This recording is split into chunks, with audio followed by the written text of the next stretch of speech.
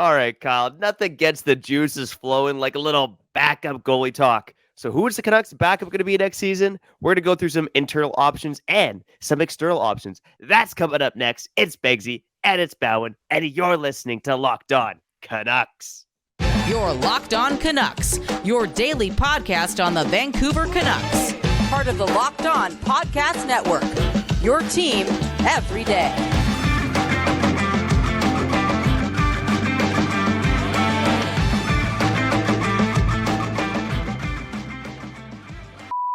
Hello, and thanks for hitting the play button on today's episode of Locked On Canucks. My name is Trevor Beggs, Canucks writer and part-time credentialed media member for Daily Hive Vancouver. Before we dive into the show, we want to thank you for listening to Locked On Canucks, your team every day. Make sure you subscribe or follow for free on YouTube or wherever you listen to podcasts. And also make sure that you download the Gametime app, create an account, and use code LOCKEDONNHL for $20 off your first purchase. I said it off the top. We're going to go through some backup goalie options on today's episode. But, Kyle, you're definitely not the backup goalie on this show. You might even be the 1A. But first and foremost, how you doing, buddy? No, definitely the 1B, Kyle Bhawan, Trevor Beggs, Locked On Canucks, your team every day. Trevor, man. Okay, so it's what? It's like 9. No, it's 10 o'clock in the morning right now. Had the homie in, and he's like, yo, you're doing a Canucks show right now? What are you guys going to talk about? I didn't even want to drop the news to him that we're going to be talking about a backup goaltender or a new backup goaltender possibly for the Canucks. But this is the job that we signed up for, and this is what the people want to know, man. This is what the people want to know, for real. Hey, we've laid out all the possible solutions for this team to get into the playoffs in past episodes, okay? Some evergreen episodes. You can get back to that, but it's late April, and for some teams, it's playoff hockey time. For us, it's managing our depth positions. Yesterday, we talked about the third-line center. Today, we're talking about the backup goaltender, and we'll also be talking about the comments that you guys left us at the end of the episode because we do save the best for last. I'm doing my best, Beggsy. Trying to be optimistic, trying to be positive. Yesterday, I started off the episode by saying, this is a waste of time, but I'm not going to say that today. Take it over, Beggsy. Yeah, and again, shout out to the everydayers who are tuning in for some off-season talk because even though the playoffs are going on, I think Kyle and I and you listening out there, we're thinking about how this team's going to be better next season, and you got to do it in the realm of a salary cap world. Like, let's throw in the NHL 23 baby and put on the GM cap. So again, there were some comments from the end of season media availability last week, and Alvin basically said they don't anticipate spending a lot of money on a backup goaltender. So even if they're going to find an external option, don't expect it to be a guy who, like a Cam Talbot or something like that, where the guy's going to make $3 to $4 million, because it's just, the Canucks got to prioritize that top 4 defenseman, that third line center, more than they do a backup goaltender. I think in segment 2, we'll get into some external options, but Kyle, let's go through the internal options. And I think one of the things that caught my attention most from the end of season media availability, when asked about the backup goaltender, Patrick Alvin name-checked, not Spencer Martin, not Colin Delia, but Archer Seelovs first, and talked about how he thought Seelovs' development's been really good. And obviously Seelovs got his cup of coffee in the NHL this year, looked pretty successful. I think he had 3 wins in 5 games, a .908 save percentage. Shout out to Latvia. What do you think? So Seelovs, again, he was named the Abbotsford Canucks MVP this season. Not just best goaltender, the MVP of the baby Canucks. How do you feel about young Archer Seelovs being Thatcher Demko's backup next season? I think it's a move that shouldn't be used because I feel as if the dude hasn't played too much hockey collectively over the last 3 years. That whole COVID thing, the whole quarantine season. It's just so important for him to continue what he did this year. And again, let's play a handful of games and let's see if he can do it again next season. Playing behind Thatcher Demko next season, playing 17 to 20 games, which even for him could be a lot as being the backup because he's still a young goaltender. It's not the recipe for success in the long run for this team. We're talking about the backup goaltender, right? Not to sidetrack too much, but man, oh man, Demko, make it easy for the backup goaltender. Don't make that dude play so many must-win games. Don't have it be November, December next season and have us, contemplate needing the backup goaltender to, patch up some of these teams' mistakes and just get Demko some rest. No, Demko just needs to be A1 from the start.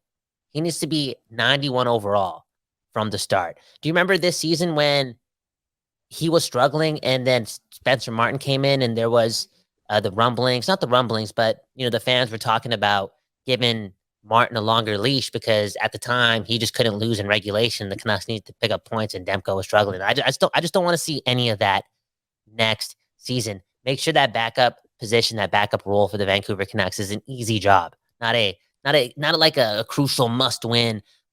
One of those things, just make it easy because like you said, the chances are they're not going to spend a lot of money on a backup. They're not going to get a veteran. It's going to be, either Spencer, in my opinion, it's going to be Spencer Martin, Silovs, and maybe even that other dude that they brought in from Europe this season. I remember, I'm not going to act like I'm the prospect guru, but I think Grant was talking about it, and another Canucks podcaster was talking about how there's a slight chance that he could come in because what's the dude's name? Can you? I believe it's Nikita Tolopio. Yeah. So that guy Tolopio, he played a lot of games in a pro league, did really well. You know what I'm saying? So he could even be it. He could be it. The more and more I think about this, again, though, it's going to go back to Demko. 65 starts, 67 starts next season. Hey, man, Luongo it. What was that 1 year? Luongo had 76 starts, 75 starts. I don't even know what the number was. It was extreme. We need that from Demko, man. Yo, next season matters too much, man. We're out here talking about backup goaltenders. Just take it away from me, Beggsy. Take it away from me because it can get dark right now, okay? Well, there's a lot of things I could comment on there. I'm going to touch on Demko first. I think we are past the days of seeing goaltenders play 65, 70 games and be actually successful. You listen to most goalie experts out there, and they'll tell you you're basically going to get diminishing returns probably after 55 games or so. Mm-hmm. I would say 60 is probably the max you want a goaltender playing. And hey, Demko's done it before and been successful, but we also saw that, he could be a bit injury prone. And I think the last thing you want is his body breaking down. So no, you need a backup to step in and play games now. I would agree with you. It's not the time for Silovs to come up and be the full-time backup next season. I just found it interesting that Alvin name-checked him first. But maybe I'll ask you this. What do you think of, let's say it's either Spencer Martin or Colin Delia backing up Demko again next season. How do you feel about Silovs maybe coming up and playing 10 games at some point during the season just to kind of give him that, cup of coffee at the NHL level if he's continuing to thrive down in Abbotsford? Okay, so you're talking about the whole 2A, 2B situation, eh? Spencer Martin, Silovs just, going in and out in that backup position. I don't know, man. I feel as if I don't even want that noise, man. I want clarity next season, okay? Clarity. I want it to be simple. Now, you mentioned how, nowadays goaltenders shouldn't be playing that many games. I thought I saw that yesterday that goaltender for Colorado, he had 60 plus starts, Gorgiev or whatever. Maybe not 60 plus starts, but he appeared in 60 plus games. And I think the Islanders goaltender, he's played in he started 60 games this season. You know what I'm saying? It could still happen. Maybe it's coming back. Maybe they got to play 65 games. How many games did the Rangers started play? Well, let me search that up while you touch on that. Yeah, I would imagine they all played a lot of games. So I have in front of me, Georgiev played 62 games this season. Mm-hmm. So again, I think I would say around 60 is the max you want a goaltender to be playing. Mm-hmm. Again, we have seen Luongo play 70 plus. I think the record in his season was 77. I did write about that for, I believe, the Hockey Raiders way back in the day. But that's honestly, nuts, I think that is nuts. I believe Brodeur did it. I think Brodeur did it on a number of occasions, and here's a real deep dive for hockey nuts out there. I think Marc Denis did it 1 year for the Columbus Blue Jackets, or maybe it was the Montreal Canadiens. But Marc Denis played 76 games 1 year, which is, that's a random factoid right there. Columbus Blue Jackets legend Pascal Leclerc and Marc Denis. But I think the point is that you are rolling the dice when you play a goaltender more than 60 games because it is such a hard position on your body. Especially in today's game, the game is quicker. Goaltenders are moving quicker. There's different techniques involved. It's not just stand there and hope the puck hits you anymore, So it's really tough to play more than 60 games, especially if you have aspirations of going on a long playoff run. I think we saw it with Jacob Markstrom last year. He's a prime example for me. The Calgary Flames played the wheels off of him, and by the time the playoffs came around, he wasn't very good, especially in that series against the Oilers. So Yeah, I don't mind the idea of Silovs coming up, maybe challenging the backup, whether it's Martin Delia or somebody else, and maybe playing 5-10 games next year at the NHL level. So maybe like Yeah. 15 for a Martin Delia, and then 10 for Silovs, and then I guess the other, my math's off, but probably the other 50-ish go to Demko. Connor Hallebuck started 64 games this season. UC Saros, 63. Gorgiev, 62. Jake Ottinger, 61. At the least, Thatcher Demko is playing 60 plus games. It's got to happen, man. It's got to happen. Yeah. He's so important. He's so important to the Canucks.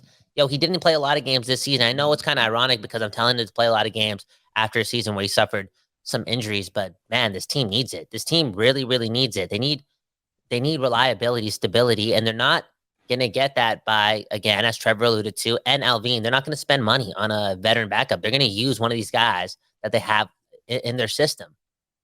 And they could all be decent backups. I don't think they're going to be as good as like a Max Talbot caliber backup, or even, I don't know. Again, Kyle Bhawan here. For the Minnesota Wild, it's Marc-Andre Fleury and Gustafsson, right? Did they split games all season long? It's not going to be like something like that, obviously. And because of that, we're just going to need Demko to be like, I'm going to say it's 63 starts for Demko next season. It's going to have to happen. 63 starts, and 19 is going to go maybe like, no, you know what? 19 to Spencer Martin, man. He's going to be the backup next season.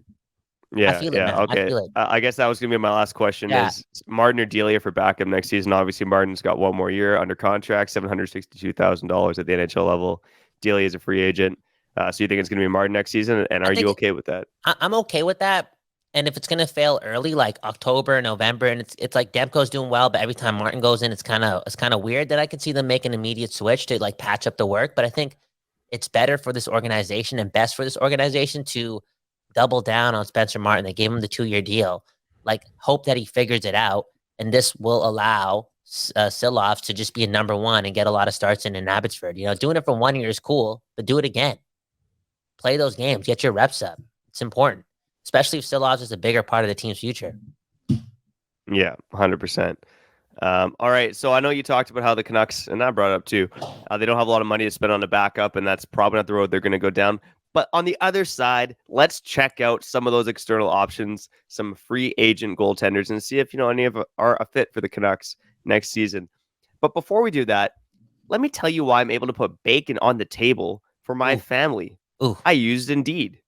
Indeed is the hiring platform where you can attract, interview, and hire all in one place. Don't spend hours on multiple job sites looking for candidates with the right skills when you can do that all with Indeed. Find top talent with Indeed's suite of powerful hiring tools like matching, assessments, and virtual interviews. Hate waiting? I sure do. And Indeed's US data shows that over 80% of Indeed's employers find quality candidates whose resume on Indeed matches their job description the moment they sponsor a job. One thing I love about Indeed is I can relate to them. My wife calls me the Flash. I'm still not 100% sure why, although I have some ideas. But I feel like I can relate to Indeed because of that with Indeed Instant Match. It's instantaneous, baby. Candidates you invite to apply through Instant Match are 3 times more likely to apply to your job than candidates who only see it in search, according to US Indeed data. And Indeed does the hard hiring work for you. Sponsor a job, and they'll match you with quality candidates whose resumes on Indeed fit your job description right when you post. Join over 3 million businesses worldwide using Indeed to hire great talent fast. Visit Indeed.com/lockedon to start hiring now. Just go to Indeed.com/lockedon. Indeed.com/lockedon. Terms and conditions apply. Cost per application, price not available for everyone. Need to hire? You need Indeed. Shout out to Indeed. Welcome back to Locked On Canucks. Kyle Bhawan, Trevor Beggs. I got to keep it real with the people all the time because I'm trying to figure out how I'm going to move throughout the weeks coming up, the offseason, the extended offseason, what has always been the case for the Vancouver Canucks recently, right? Our offseason starts in February, but it really starts in April. And I gotta find some fun topics to nail down. I can't just leave this all to you because you're the nerd. You care about the systems. You care about the plug and play. You care about the things that are actually going to work, where I just got to go into dreamland and figure out some other things to talk about. And if you are a Canucks fan watching this, right? If you want us to talk about anything specific, anything more evergreen, anything from the past, the future, anything delusional, anything fun, creative, regarding the Canucks to base an episode off of, let us know in the comments below. Okay, help produce the show. We'll give you a credit as the producer of the show, and we'll do the math, the royalty splits and whatnot. And maybe you never know. Maybe we'll send you like $8. Oh, $8. You're feeling generous, but no, I agree with that, man. $8. Yeah, we should. $8 for giving us a content idea. Why not? Why not? Why not? Okay, why not? $18. Maybe like a 20. Okay, if the how much money do you think we're making on this, bro? No. So you know what? I'll say this, and I'll get what's minimum wage right now? $18, $17, $15. Okay, $16 or something like that. Yeah. If you come up with the topic idea for the show, I will send you $16. You have my word. Wow. You have my word. You heard it first from Kyle Bhawan. I mean, if you don't want to, give us a content idea, that's fine. We'll keep coming up with it. At the very least, though, we would love it if you subscribed and followed us wherever you listen to podcasts and on YouTube, because that's where we get the bulk of our comments from. Speaking of the Canucks, do they need to bulk up in the crease? I don't know. If that's the case, they should just play that 6'6", 230-pound new goaltender Nikita Tolopio. But if they're going to look outside the organization, I did want to look at some of the free agent options available for the Canucks, and I'll list off the top 5 free agent goaltenders in terms of wins this season. Again, I don't see any of them being a fit for the Canucks, but just so we kind of know what we're working with. Martin Jones signed a 1-year, $2 million deal with Seattle during the offseason. He won 27 games with the Kraken, and for me, the Kraken are an example of a team who won in spite of goaltending. Like, Grubauer was pretty awful. Jones had an .886 save percentage and still went 27, 13, and 3. So, like, that's the thing. That's what makes me sad as a Canuck fan, is that we're almost like Demko needs to be an all-star next season or else this team is screwed. Whereas Seattle, like, just had these, 2 crappy goaltenders in net, and they managed to make the playoffs, man. It's almost hard to believe sometimes. In terms of other free agent goaltenders, shout out Delta. Delta's Tristan Jarry is a free agent for the Penguins. Frederick Anderson, free agent from Carolina. Antti Ranta, free agent from Carolina. And finally, Jonas Korpisalo. Again, all these guys I would say are out of the price range for the Vancouver Canucks. But Kyle, I did highlight 3 goaltenders. And the first one I'm going to mention probably is the buzziest name right now because he's been making playoff starts. And that's Alex Lyon of the Florida Panthers. So he was really the 3rd string in Florida heading into this season and then kind of went on a miracle run.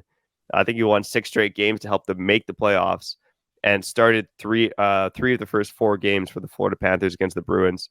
I bring up Lyon for a couple of reasons. He's 30 years old, but Thatcher Demko actually mentioned in another interview that he was one guy, Lyon was one guy that Demko looked up to because they both played college hockey. They both had around the same numbers, although Lyon was a couple years older.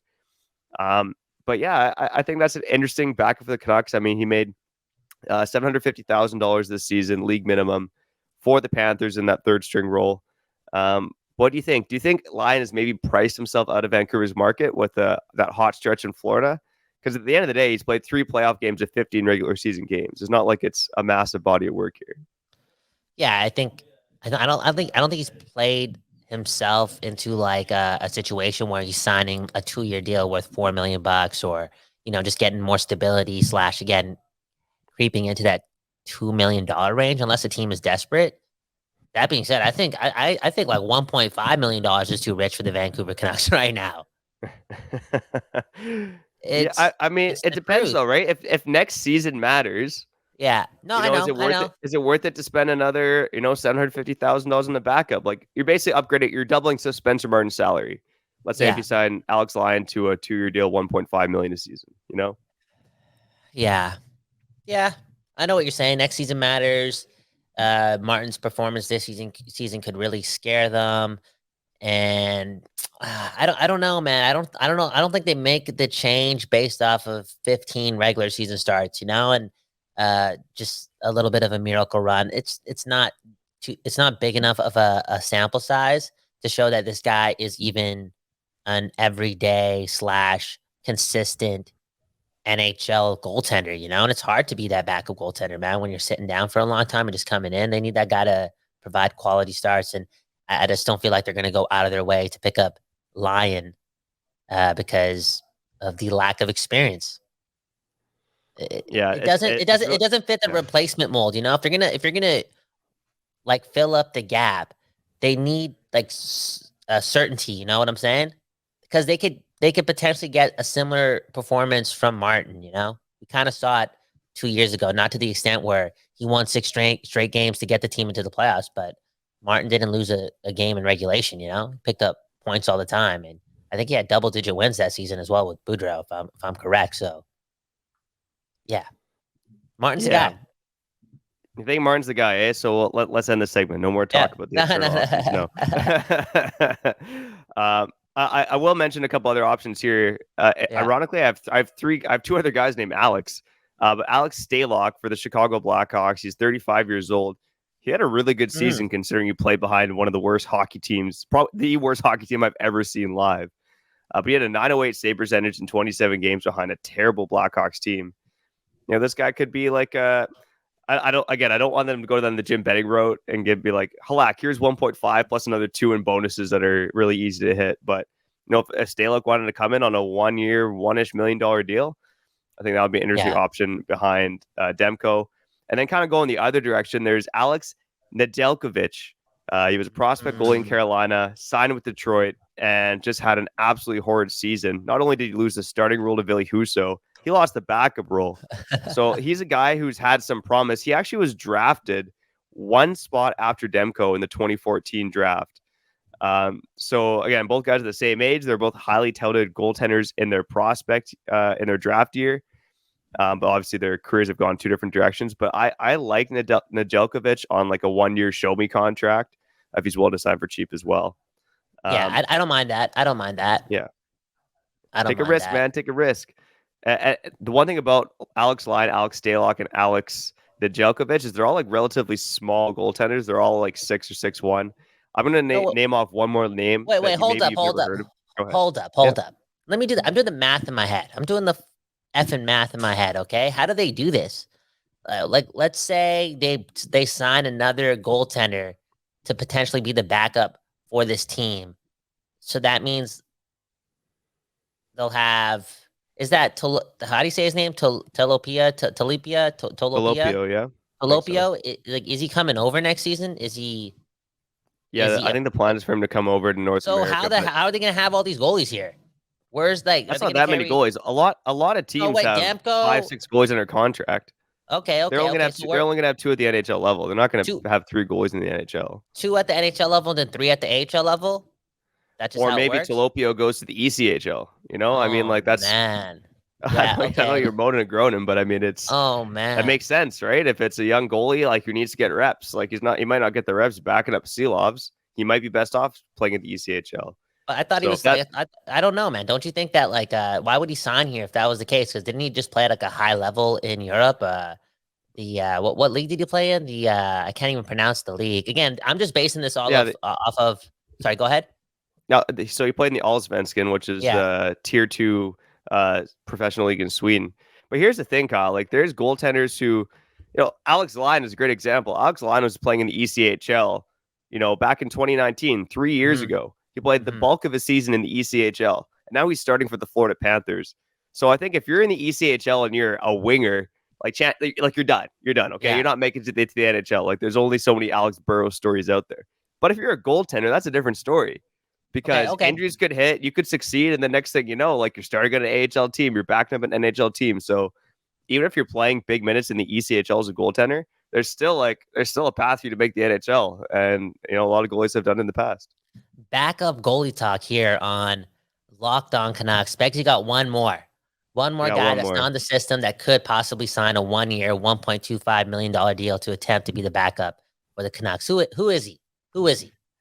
Yeah, so this guy, again, he probably come under the $1 million mark because he's only played 35 NHL games and only 3 last season. But is Jonas Johansson, currently with the Colorado Avalanche, 27-year-old goaltender, also drafted in 2014, like Thatcher Demko, 6'4", 205 pounds. But this season, he won both of his starts with the Avalanche, and he had a .920 save percentage in the AHL this season. So it was his best pro season to date.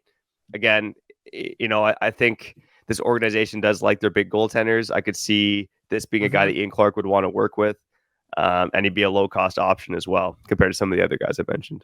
Oh, man. Whoever's listening to this, and you're just a hockey nut, this is what you live for, off-season talk, depth talk. Just give give Beggsy a round of applause because that's work, man. You got a family coming up. Like you could be taking your daughter for a walk right now, but this dude's like, I'm just gonna talk about potential third or fourth string goaltenders for this organization, and you're just an amazing ambassador for the Canucks and an amazing contributor for the Canucks. And I love you, man. Thanks so much. I love it when you pump my tires, buddy. And yeah, you listen out there again. Appreciate you tuning into the backup goalie talk. I'm curious what's going to happen next season. The Canucks got to have a solid option behind Demko. I still believe Spencer Martin could be the guy, but I'm also not opposed to them kind of looking elsewhere to find some help at backup goaltender. And in terms of Delia, I know we haven't talked about him a whole lot. I like having him on the roster just because, having him and Demko, the two only goaltenders right now in the NHL from California on the team, is kind of cool, but I wasn't overly inspired by his performance. He was okay, but he had a lot of he basically let in a weak goal every game or two. Is his contract over? Games. His contract's done? Yeah, he's a free agent. Yeah. I mean, he could stick around if he wants to play ball hockey at the Langley Hockey House. The Canucks can send him there. Yeah, they got so many goalies, man. Anyways, man, Locked On Canucks, Trevor Beggs, Kyle Bhawan. Are we talking about game time here again, Beggs, or what? Oh, yeah, we're talking about game time. So before we wrap up on Comment Corner, I need to ask you, have you ever been stressed out by buying tickets at the last minute?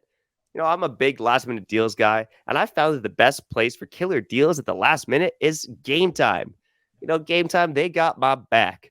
I get these emails from Nicole at Gametime, and she's always teasing me. Don't tell my wife, but she's always teasing me with concerts and events this week in my area.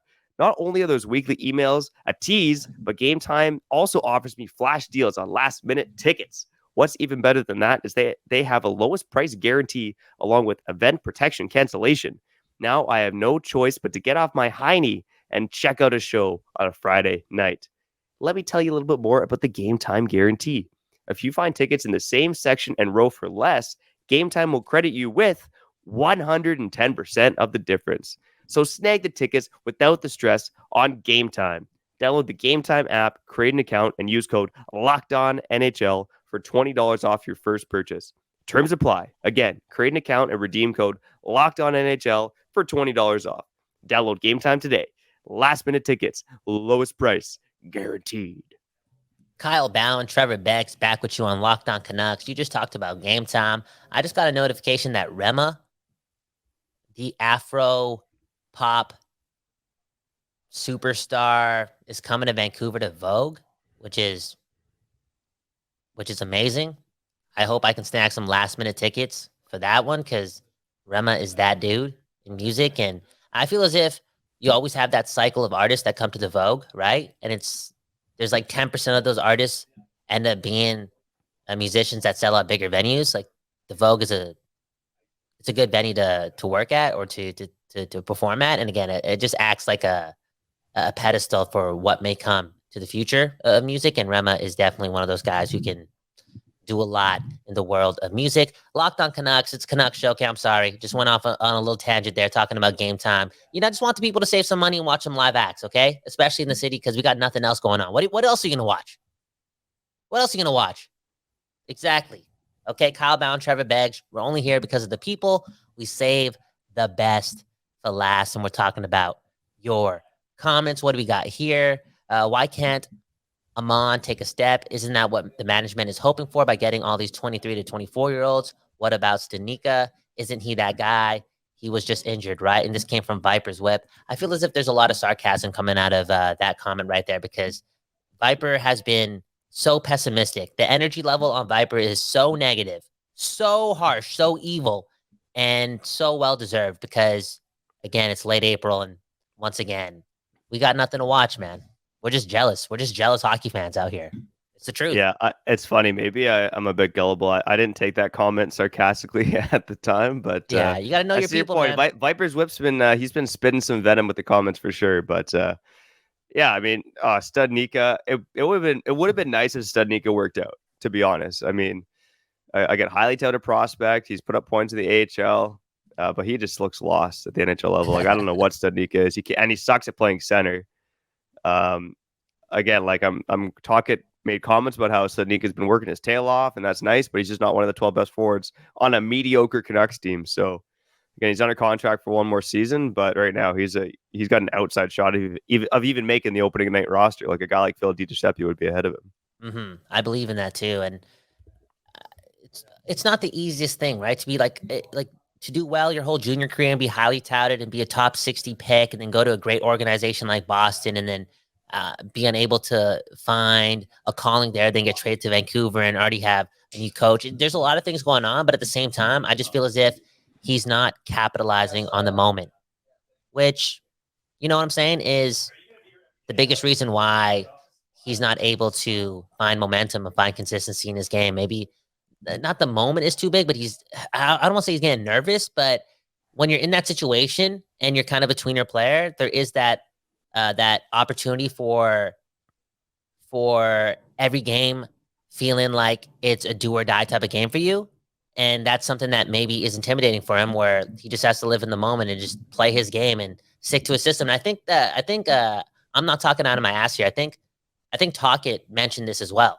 Like, he can work hard in practice. He does his things, but when the game happens, the moment just too big for him. And bro, if the moment's too big for you when it's game 60, when you're playing on a bottom dwelling team, when these games don't matter, yeah, all the best to you. For real, all the best to you.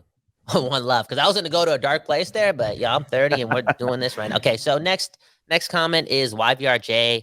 It's the Kangly. It's the Calgary Wranglers, not the Stockton Heat. And this is referring to Trevor going off yesterday. And, just talking about his love for the AHL and the Abbotsford Canucks. And this guy's the AHL reporter of the year. Right. And then he gives us the wrong team. The Abbotsford Canucks are not playing the Stockton Heat. They're playing the Calgary Wranglers. Yeah. And yeah, you're listening to Locked On Canucks. Yeah, seriously. What a joker that Beggsy guy is. Yeah, I didn't feel right when I said Stockton Heat, but I didn't know who it was. That's all I could think of. Stockton Heat, man. That sounds like a band, bro. A cover band from Stockton, Come on, man. Top-notch content man. Here.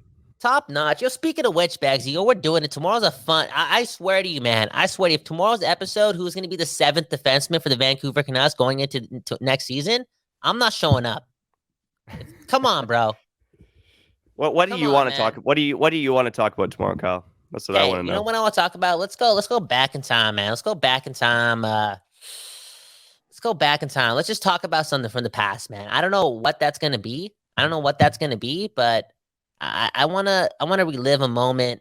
I want to feel good. I just want to take one day off of talking about the potential processes / depth additions to the Vancouver Canucks for next season. Okay, just a little break, man. All right. So tomorrow's episode, by Kyle's request, we're gonna jump back in time to a nicer moment in Canucks history, and then later in the next week or so, we do want to start getting to the player reviews for the Canucks this season. Got to talk maybe a little Abbotsford Canucks, because their next playoff series against, what is it again? The Calgary Wranglers is tomorrow night. And then I know in the next week or so, we also want to look at revisiting Alvin's first year on the job and looking at some of the trades he made and how they've affected the Vancouver Canucks. Oh, yeah. But until then, I'm Trevor Beggs. He's Kyle Bhawan. Shout out to the everydayers for tuning into Locked On Canucks. And if this is your first time listening, welcome. We love you. Thanks for listening. We hope you come back again. I'm Trevor Beggs. He's Kyle Bhawan. And you've been listening to Locked On Canucks, your team every day. Oh, they're coming back for sure, because in a couple of days, we're gonna be breaking down that Jack Stanika trade for 7 minutes. You're Locked On Canucks, your daily podcast on the Vancouver Canucks. Part of the Locked On Podcast Network, your team every day.